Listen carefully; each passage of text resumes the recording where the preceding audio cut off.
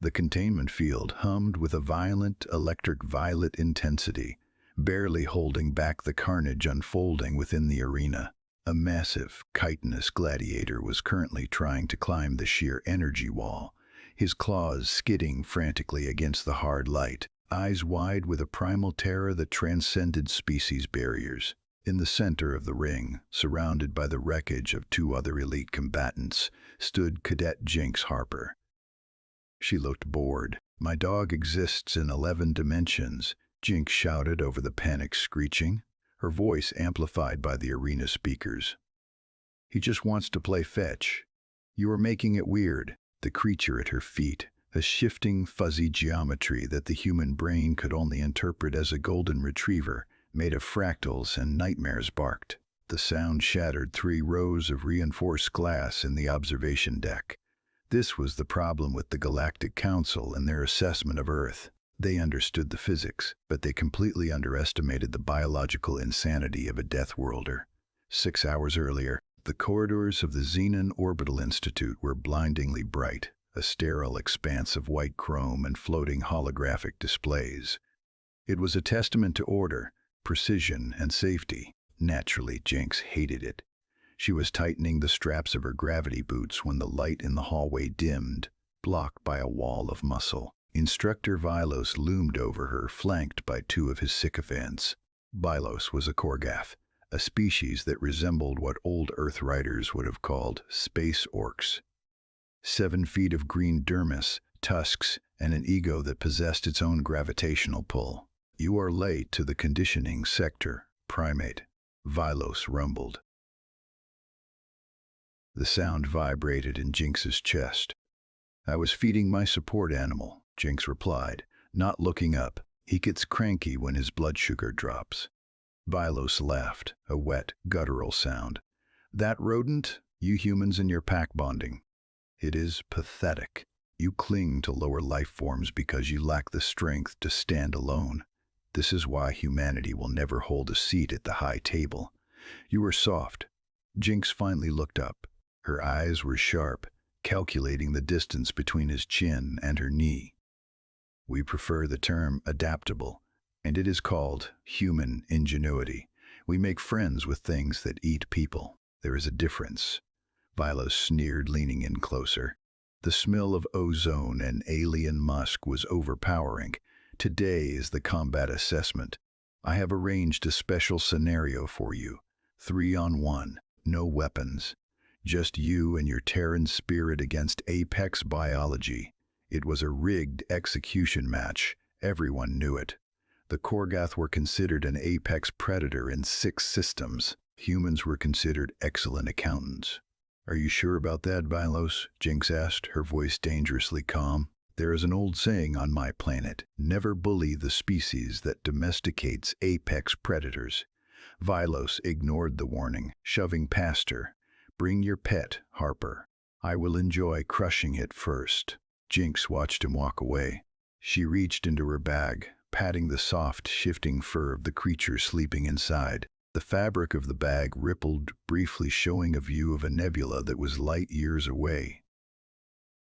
"Okay, Boggles," she whispered. "The nice man wants to see a science fiction story come to life. Let's go show him the horror genre." As she walked toward the arena, the air felt charged, heavy with the anticipation of violence. She wasn't afraid. Fear was a reaction to the unknown. Jinx knew exactly what was about to happen. This wasn't just about survival. It was about sending a message. The galaxy thought HFY was just a slogan on the interstellar net. She was about to teach them that on Earth, cute was just a camouflage pattern for lethal. The energy barrier flickered and died. Instructor Vilos lay curled in the fetal position, whimpering about the geometry of souls. Boggles, having successfully fetched the concept of Vilos's bravery from the 4th dimension, dropped it wetly at Jinx's feet. "Good boy," Jinx said, scratching the entity behind what might have been ears or possibly antlers made of starlight. The remaining combat faculty rushed the floor, weapons drawn, but they froze as Jinx simply pointed a finger. Boggles let out a low growl that sounded like a choir of bells singing backwards. The security team decided collectively and immediately that they were not paid enough to fight a creature that existed in cursive. But Jinx wasn't done. Vilos had insulted her pack. She marched out of the arena, Boggles trotting happily at her heel, phasing through the walls occasionally, and headed straight for the advanced xenobiology sector. If they wanted to test Earth's capabilities, she would give them a comprehensive demonstration. By the time she kicked open the doors to the lecture hall, a crowd of terrifying alien instructors had gathered, looking to reprimand the cadet who had broken their arena. "You speak of apex predators," Jinx announced, her voice echoing off the pristine white tiles. "You claim humanity is soft because we nurture small things." She reached into her satchel and pulled out a small, portable stasis crate. She disengaged the lock. The lid hissed open. Inside sat a creature no larger than a melon. It had large, soulful eyes, soft spotted fur, and tiny paws. A collective sigh of relief washed over the gathered aliens. "It is a fluff ball," one of the instructors scoffed, mandibles clicking in amusement. "This is your weapon?" "This," Jinx corrected, "is a black-footed cat. On Earth we call him Peanut. And Earth, where the wildlife chooses violence." She set Peanut on the floor. The instructor laughed and reached down to poke the creature. The movement was a blur. It happened faster than the Korgoth eye could track. There was a hiss, a flash of motion, and suddenly the instructor was recoiling, clutching a manipulator arm that had been surgically targeted by 18 claws moving with the precision of a laser scalpel. Peanut didn't retreat. He advanced. He let out a shriek that defied his size, a sound of pure, unadulterated fury. "Cute names for lethal venom," Jinx murmured, leaning against a lab table as Peanut routed the entire biology department. "The black-footed cat has a 60% hunting success rate. Lions manage about 20. You are looking at the most efficient killer in the feline kingdom, and you just tried to boop its snoot." Chaos erupted. The aliens, who were used to monsters that roared and stomped, had no defense against a 6-pound ball of fury that targeted their ankles and moved like liquid hate. The Galactic Council had no protocols for this. They had prepared for nuclear fire. They had not prepared for an angry terrestrial feline. 20 minutes later, the hallway to the dean's office was quiet.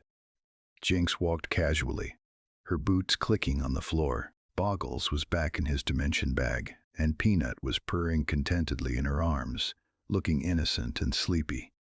Behind her, the Xenon Orbital Institute was in administrative collapse. The resignation notifications were pinging on the local net like a drum solo. Vilos and his elite bullies were currently undergoing therapy, and the biology department had locked themselves in a secure bunker. Jinx stopped at the dean's door. She didn't knock. She just held Peanut up to the retinal scanner. The AI, recognizing a threat level beyond its pay grade, opened the door instantly. As she stepped inside to negotiate her passing grade, Jinx smiled. They had called her a Death Worlder as an insult. They forgot that on her planet, survival wasn't just about strength. It was about making friends with the monsters until the monsters were you.